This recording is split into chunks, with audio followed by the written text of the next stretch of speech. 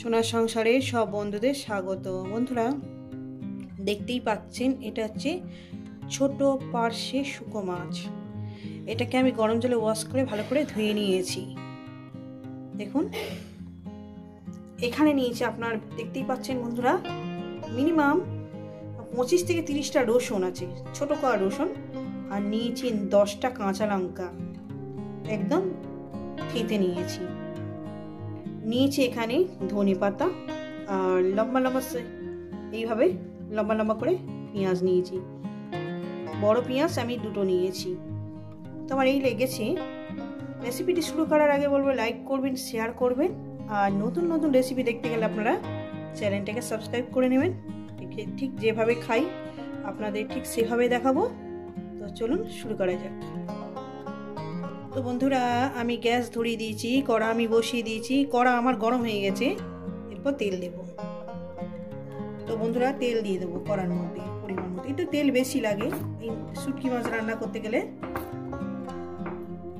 আমার তেলটা গরম হয়ে গেছে, দিয়ে দেবো লবণ, আর দিয়ে দেবো সামান্য পরিমাণে একটু হলুদ দিয়ে দিলাম। দিয়ে দেবো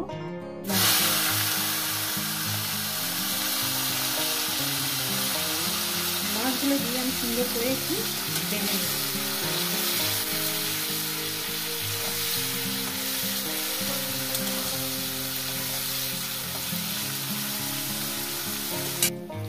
তো বন্ধুরা দেখতেই পাচ্ছেন আমি কি করে মাছটাকে ভেজে নিচ্ছি। একটু হালকা করে লাল লাল করে আপনারা ভেজে নেবেন, এইভাবে খুব সুন্দর লাগবে খেতে, খুব দারুণ টেস্ট হয়। অল্পটুকু দিয়ে অনেকটাই মন ভরে ভাত খেয়ে নিতে হবে। তো বন্ধুরা আমার মাছটা ভাজা হয়ে গেছে, এবার এটা তুলে নেব।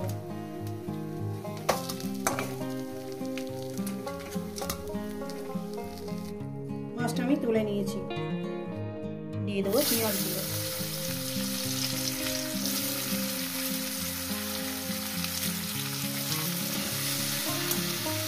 পেঁয়াজগুলো দেওয়ার পর আমি কাঁচা লঙ্কা রসুন ছাপাটা আছে ওটা দিয়ে দেবো,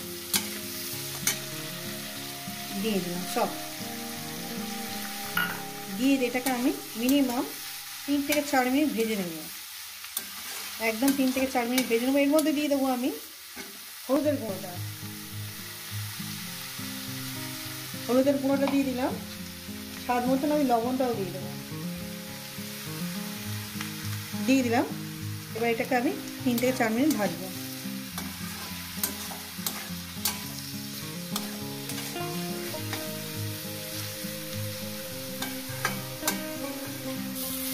তো বন্ধুরা দেখুন আমি পেঁয়াজ আর রসুন কাঁচা লঙ্কাটাকে যেভাবে ভেজে নিচ্ছি, আপনারা ঠিক সেইভাবে একটু ছড়িয়ে ছড়িয়ে একটু সুন্দর করে ভেজে নেবে। দেখছেন তো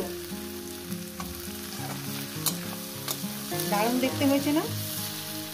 এত সুন্দর, লোভ লেগে যাবে।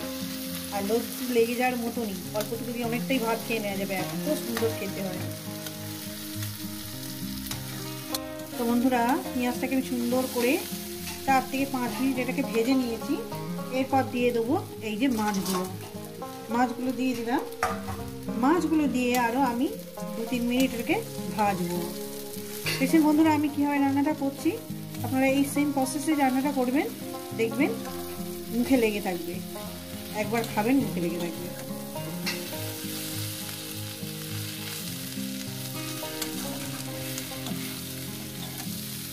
খুব সুন্দর।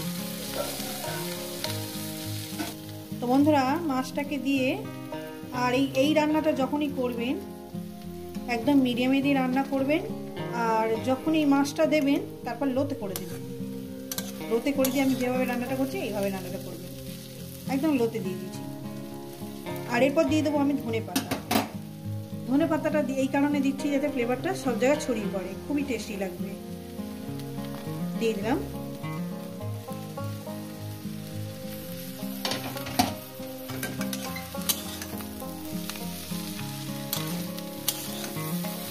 টেস্টে কোনো তুলনা হয় না বন্ধুরা, এতই সুন্দর হয়।